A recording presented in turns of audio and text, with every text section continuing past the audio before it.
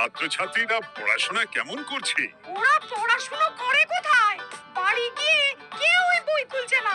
মানে বই পড়ে না? না, এই যে গুলটেকেই দেখুন, 1 থেকে 50 অব্দি মুখস্থ, কিন্তু তারপর বলতে গেলেই হোঁচট খায়। আচ্ছা গুলটে, 51 থেকে বল দেখি। 51, 52, 53, 54, 55, 56, 57, 58, 59, 60, 61। 57, 59, 60, সেগুলো আবার কি? 61 এর আগে তো 60 হবে। 41 এর আগে যেমন 40 হয়, 31 এর আগে যেমন 30 হয়। তুই কি নতুন করে বই লিখছিস নাকি সংখ্যা আবিষ্কার করছিস? না, বই পড়তে ভালো লাগে না। পণ্ডিত, এদের মা বাবাকে ডেকে বোঝাও, শুধু ঘুরে বেড়ালে চলবে, পড়াশোনা করতে হবে তো। আচ্ছা মহারাজ, আপনি যখন এত করে বলছেন, এবার থেকে আমরা মন দিয়ে পড়াশোনা করব। হ্যাঁ, আর বলিস না, তোদের গিন্নিমা আজকে চুনো মাছের চচ্চড়িটা যা বানিয়েছিল না, আহ, পুরো মাখন। গিন্নিমাতে এতদিন জানতাম সরষের তেল দিয়ে রান্না করতো, এখন কি মাখন দিয়ে রান্না করছেন নাকি? আরে দূর, মাখন দিয়ে রান্না করবে কেন? যাই হোক, বাদ দে। উফ, বিকেল বেলা আমাদের বাড়িতে চলে আসিস, তেলে ভাজা দিয়ে মুড়ি খাবো, আর সাথে একটু পেঁয়াজ কুচি আর শসা থাকলে একেবারে জমে যাবে। এ কি মন্ত্রী, তুমি এখানে দাঁড়িয়ে দাঁড়িয়ে গল্প করছো, কোনো কাজ নেই? রাজসভা তো একটু পরে শুরু হবে, তাই একটু ফাঁকা সময়ে। বুঝেছি। বেশি বকবক না করে রাজসভায় এসো, আজকে একটা গুরুত্বপূর্ণ আলোচনা আছে। ঠিক আছে, আমি আসছি। তাহলে বিকেলে চলে আসিস। হ্যাঁ হ্যাঁ মন্ত্রী মশাই, একদম চিন্তা করবেন না।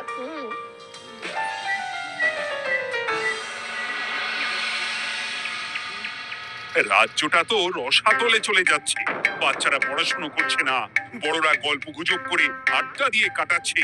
কি করা যায় কিছুই তো বোঝা যাচ্ছে না। কে গল্প গুজব করে আড্ডা দিচ্ছে মহারাজ? কে আবার? আমাদের মন্ত্রী। আমি নিজের চোখে একটু আগেই দেখলাম, বটা ঘটার সাথে সকাল সকাল গল্প জুড়েছে। তাহলে এটা বোঝা যাচ্ছে যে মন্ত্রী মশাইয়ের তেমন কাজ নেই, আর কাজ যখন নেই তখন মন্ত্রী মশাইকে রাজসভায় রাখারও দরকার নেই। হ্যাঁ মহারাজ, গোপাল এটা ঠিক কথা বলেছে। মন্ত্রী মশাই তো কাজের মধ্যে দুটো জিনিসই করেন, অকাজ আর কুকাজ। একদম বাজে কথা বলবে না। গোপালের কথা শুনে এখন আমার নিন্দা শুরু করেছো, তাই না? এই থামো থামো থামো থামো, আমাদের রাজ্যের উন্নতির জন্য একটা সমাধান করা দরকার। এই সময় নষ্ট করা বন্ধ করতে হবে। তাহলে মহারাজ, সবাইকে ফাঁকা সময়ে বই পড়তে হবে, পড়াশোনার মধ্যে থাকতে হবে, কারণ জানার কোনো শেষ নেই। তাহলে কি করা যায় বলো তো গোপাল? আমাদের রাজবাড়ির যে গ্রন্থাগার আছে সেটা তো বহু বছর ধরেই বন্ধ, ওটা খোলার ব্যবস্থা করুন মহারাজ। হ্যাঁ মন্ত্রী, তুমি নিজ দায়িত্বে গ্রন্থাগার খোলার ব্যবস্থা করো। অনেকদিন ধরে ধুলো ময়লা জমে আছে, সব পরিষ্কার করবে, আর পরিষ্কার হয়ে গেলে তোমরা সবাই গ্রন্থাগার থেকে বই নিয়ে পড়বে। বেশ। মন্ত্রী মশাই ভালো ভাষার ফেঁসেছেন। হ্যাঁ, জীবনটা তো শুয়ে বসে গুলতানি দিয়ে কাটিয়ে দিচ্ছেন, না হয় একটু কাজ করবেন আর কি। আর হবে না গল্প গুজব, হবে না ঠাট্টা হাসি। গ্রন্থাগার সাফ করতে গিয়ে মন্ত্রীর হবে হাঁচি কাশি। কথাটা বেশ ভালো বলেছে বিজ্ঞানী। ওনার দুটো কাজ, অকাজ আর কুকাজ। সে তো তুমি প্রসঙ্গ আনলে তাই। বেটারা আমাকে নিয়ে রসিকতা করছে। এই গোপালের বড্ড বার বেড়েছে, এমন চাল চালবো যে কেঁদে কুল পাবে না।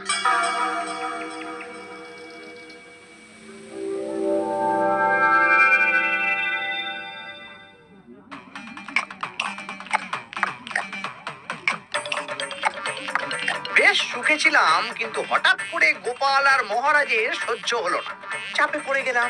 আমরা আপনাকে চাপ মুক্ত করবো, বলুন কি করতে হবে? আমি সব ভাবনা চিন্তা করে ফেলেছি, এখন তোদের আমার কথা মতন কাজ করতে হবে। আসতে পারি মন্ত্রী মশাই? হ্যাঁ, এসো এসো। ইনি তো চিত্রশিল্পী, এনাকে দিয়ে কি হবে? ইনি তো আসল কাজ করবেন। শোনো, তা গোপালকে ভালো করে দেখে নিয়েছো তো? বিলক্ষণ।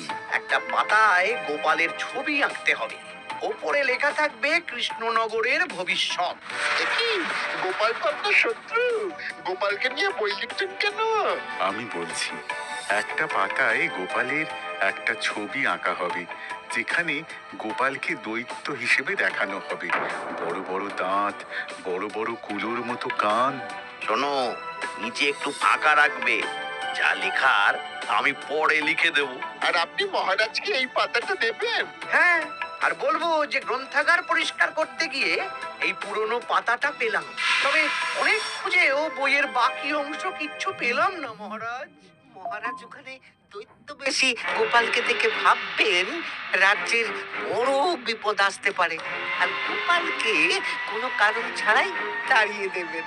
একদম তাই। কিন্তু একটা সমস্যা আছে। আবার কি সমস্যা? পুরনো পাতা বোঝাবেন কি করে? ছবি আঁকা হয়ে গেলে পাতাটা দুদিন রোদে ফেলে রাখবো, তারপর পাতার ধারগুলো একটু আঁকা বাঁকা করে কেটে দেব, সাথে আগুনের হালকা তাপ দিলে সাদা পাতা খুব তাড়াতাড়ি পুরনো দেখাবে। এটা ঠিক বলেছেন। আচ্ছা চিত্রশিল্পী, তাড়াতাড়ি ছবি এঁকে ফেলো। আমি কালকে সকালেই দিয়ে দেব। বেশ বেশ। আর বড় কটা, তোদের কালকে থেকে একটু আমার সাথে হাতে হাতে কাজ করতে হবে। হ্যাঁ, এসে আমরা আপনার সুখে দুঃখে পাশে থাকবো।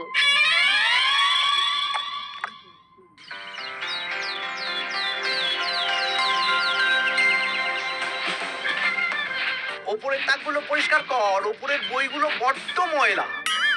কি মন্ত্রী, কাজ হচ্ছে? কাজ করছেন না, বরং কাজ করাচ্ছেন। কাজ হওয়া নিয়ে দরকার, যে আমি করি বা অন্য লোক, তাতে কি যায় আসে?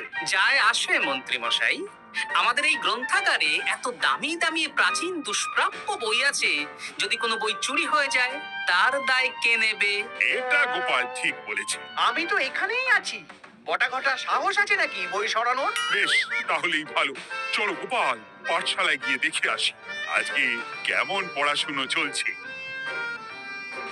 গোপাল আমাদের ঘুরিয়ে চোর বললো মন্ত্রী মশাই, আর আপনি প্রতিবাদ করলেন না। প্রতিবাদ কি? গোপালকেই দুদিন পরে রাজ্য থেকে বার করে দেব।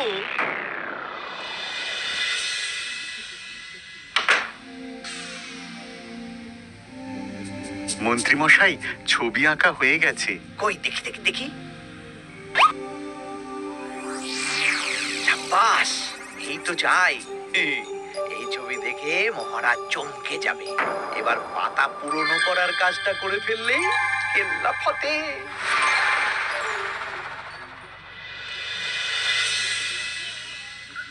তা মন্ত্রী, গ্রন্থাগার পরিষ্কার করার কাজ শেষ? হ্যাঁ মহারাজ, তবে তবে কি? একটা পুরনো বইয়ের পাতা পেলাম। কি? এই দেখুন মহারাজ, আচ্ছা দেখি। অনেক পুরনো বইয়ের পাতা। একই মহারাজ, আপনি আমার দিকে তাকাচ্ছেন কেন? ওরে বাবারে, এই পাতায় কি লেখা আছে? পড়ছি, কৃষ্ণনগরে এক নবরূপী দৈত্য জন্ম নেবে, যার নামের আদ্য অক্ষর গ।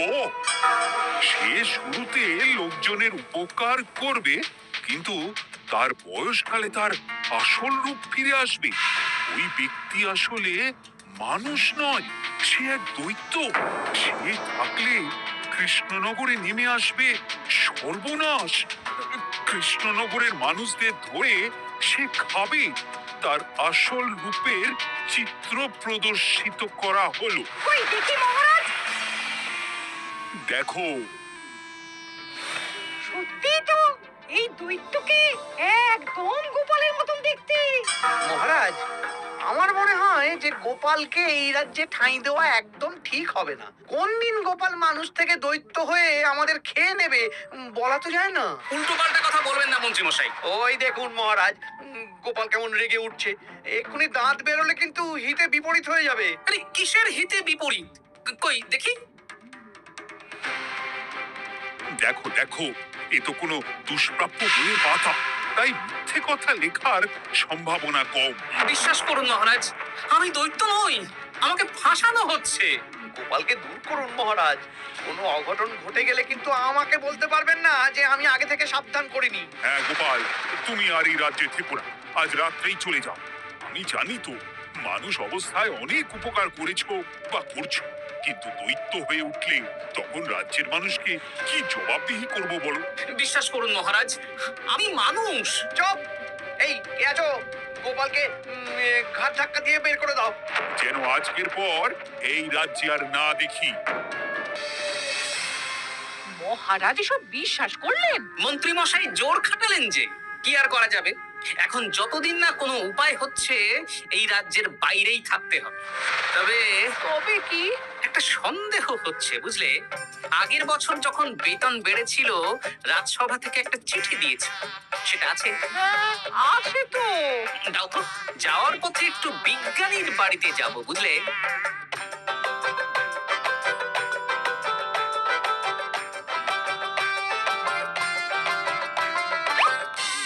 এবার চলো। আমিও বুঝতে পারছি গোপাল, এটা গভীর ষড়যন্ত্র। শোনো, তুমি একটা কাজ করো। ওই পাতার লেখাটা দেখে আমার মনে হলো হাতের লেখাটা খুব চেনা চেনা। তুমি একবার এই চিঠিটার সাথে মিলিয়ে দেখো তো। মন্ত্রী মশাইয়ের হাতে লেখা চিঠি। বেশ, আমি তাহলে কায়দা করে পাতাটা নিয়ে এসে পরীক্ষা করব। তা কোথায় থাকবে এখন? কদিন ওই শ্বশুর বাড়ি, আর আমি তোমার সাথে দেখা করার জন্য রোজ রাতে আসবো। বেশ।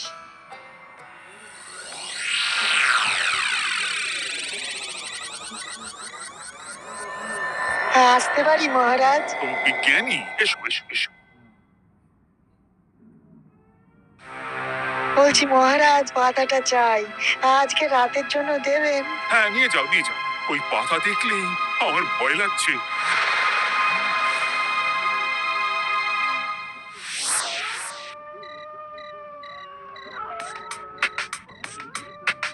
এ তো হাতের লেখা হুবহু এক, একদম মিলে যাচ্ছে।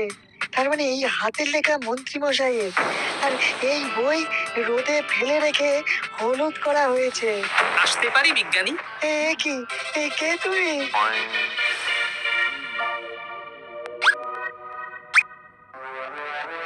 গিন্নির পুরনো শাড়ি পরে নারী সেজে এলাম, কেউ জানতে পারলেই বিপদ।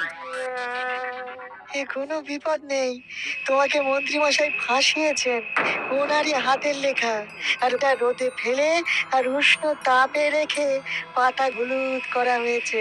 জানতাম এইরকমই কিছু একটা হবে। তাহলে কালকে সকালেই রাজসভায় সব খোলসা করে দিই। না না, তার আগে মন্ত্রী মশাইকে একটু নাচাবো। কিভাবে? আমি দৈত্য সাজবো আর মন্ত্রীকে ভয় দেখাবো। আগে বটাকে দেখাবো, তারপর ঘটাকে, শেষে মন্ত্রীকে। ভালো মজা হবে, আমি তোমার পাশে আছি। তাহলে তাহলে এখনই সাজগোজ করে ফেলি, বুঝলে। তুমি একটা চাদর মুড়ি দিয়ে আমার সাথে বটা ঘটার বাড়িতে যাবে এখন। আচ্ছা।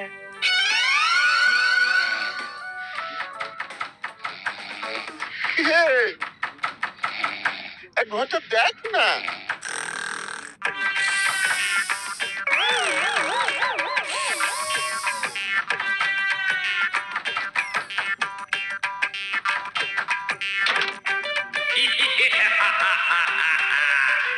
আমি তোকে খাবো, আমি দৈত্য গোপাল। এখন কি করে হয়ে গেলে? পালাই, ঘটা ওঠ। পালিয়ে কোথাও যেতে পারবি না। আমি তোকে খাবো। বাঁচাও, বাঁচাও।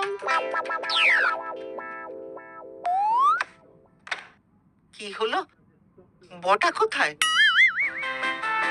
এ বটা, বটা, এ কি হলো তোর? কোথায় গেলি? দৈত্য গোপাল আমাকে ধরে নিয়ে যাচ্ছে। মানে এটা কি? হ্যাঁ? আমি গোপাল দৈত্য, আজ রাতে বটাকে গলাদ্ধকরণই আমার ভোজন। কাল তোর পালা। ওরে বাবা রে, কি কাণ্ড!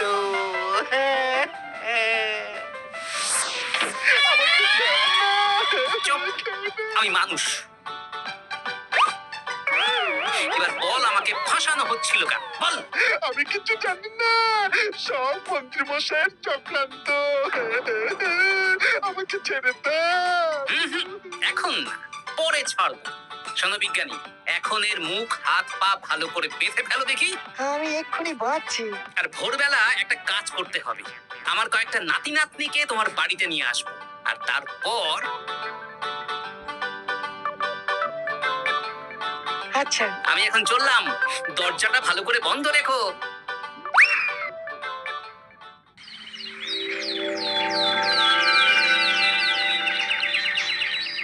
কি সব উল্টো পাল্টা বলছিস? সত্যি কালকে গোপালের দৈত্য এসেছিল। আরে গোপাল তো রাজ্য ছেড়ে চলে গেছে, আমি কড়া পাহারা বসিয়েছি। গোপাল এই রাজ্যে আর ঢুকতেই পারবে না, কিন্তু ওর দৈত্য এসেছিল। আরে দূর, তুই স্বপ্ন দেখেছিস। সকাল সকাল মাথা খারাপ করাস না ঘটা, কাজ আছে। সত্যি বলছি। চুপ।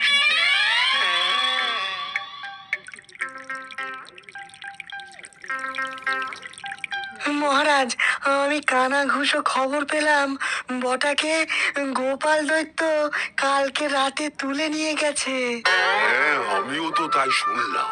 কি সর্বনেশে দিন এলো! এতদিন তো এই বিপদ ছিল না। কালকে গোপালকে তাড়িয়ে দেওয়ার পরেই গোপাল দৈত্য হয়ে সব শুরু করলো নাকি? আরে দূর দূর, আরে গোপাল দৈত্য হবে কি করে? মানে তুমি তো ওই পাতাটা দেখিয়ে বললে। না মানে আমি বলতে চাইছি যে মহারাজ, গোপাল দৈত্য হয়ে এই রাজ্যে বিপদ আনতে পারে, কিন্তু সেটা তো এই রাজ্যে থাকাকালীন। এখন তো রাজ্যেই নেই, তাহলে আমি তো এর মাথা মুন্ডু কিছুই বুঝতে পারছি না। সর্বনাশ হয়ে গেছে মহারাজ। কি হলো পুঁটি বাবা? আজ সকালে গোপাল দাদার মতন দেখতে একটা দৈত্য এসেছিল আমাদের বাড়িতে, আর পুটি ট্যাপা পুচকে তুলে নিয়ে গেছে। এবার আমাদের কি হবে মহারাজ? এই কি সর্বনেশে কাণ্ড রে বাবা! দূর, কি সব বলছো? সত্যি পুটির মা সকাল থেকে কাঁদছে, সকাল থেকে। আজকে ওরা তিনজন পাঠশালাতেও আসেনি। এই সেরেছে। মহারাজ, গোপালকে তাড়ানোর পর থেকে তো দেখছি বিপদ শুরু হলো। এতদিন তো কোনো বিপদ ছিল না।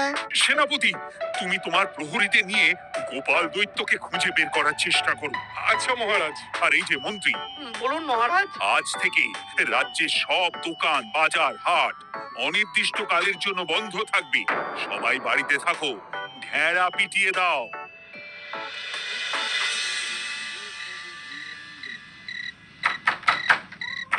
কে? আমি দরজা খুলবো না। এই দরজাগুলো আমি আমি বিজ্ঞানী।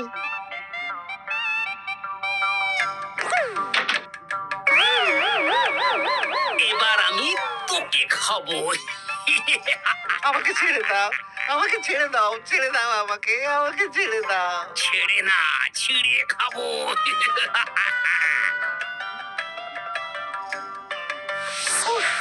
এই তো দাদু চলে এসেছো।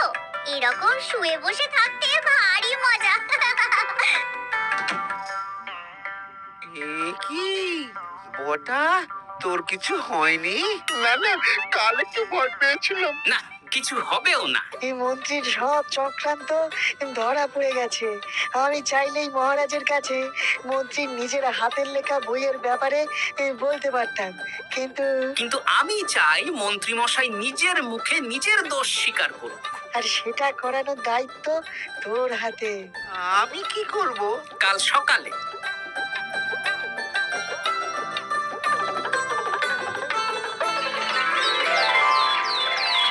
কালকে আবার ঘটাকে তুলে নিয়ে গেছে। ও সেনাপতি, তুমি কি করছো? আমি তো দেখতে পাইনি গোপালকে। তোর মহারাজ, মহারাজ কি ঘটা, এ কি অবস্থা তোর? ও, অনেক কষ্টে পালিয়ে এসেছি। গোপাল খেতে গিয়েও খায়নি আমাকে। মানে মানে ও বলছে আপনাকে খেতে চায়। গোপাল কি দৈত্য নাকি যে আমাকে খাবে? হ্যাঁ, ভয়ানক দৈত্য। এই তো আমি পাতাটা এনেছি, দেখো তো একবার। হ্যাঁ হ্যাঁ হ্যাঁ, এইরকম। ওরে বাবা, কি ভয়ানক! এই গোপালটা কি শুরু করেছে বলতো? গোপাল দৈত্য হবে কি করে? এই ছবির নিচের লেখাটা তো আমার, তুই জানিস না নাকি? না মানে কিছু না, কিছু না। তোমার লেখা মানে? না না, আমার লেখা না, মানে আমি খুঁজে পেয়েছি আর কি। আপনি সত্যি না বললে আমার কাছে কিছু প্রমাণও আছে মন্ত্রী মশাই, যে এই পাতার লেখাটা আপনার। হ্যাঁ, এটা মন্ত্রী মশাইয়ের লেখা, আমি সব জানি। এই তোকে বলতে বলেছি, না না না না না, এবার আমি বলবই। আগে আমার প্রাণ, তারপর আপনার মান। মন্ত্রী মশাই এই পাতাটা নিজে লিখেছেন, আর গোপালের ওই ভয়ানক ছবি একজনকে দিয়ে আঁকিয়েছেন। রোদে রেখে ও আগুনে উষ্ণ তাপে পাতাটা হলুদ করেছেন, আর ধারগুলো আঁকা বাঁকা করে কেটেছেন যাতে দেখে পুরনো মনে হয়। সব বাজে কথা। কোনো বাজে কথা না। এই দেখুন মহারাজ, মন্ত্রীর হাতের লেখা একটা চিঠি আর বইয়ের লেখা একদম এক।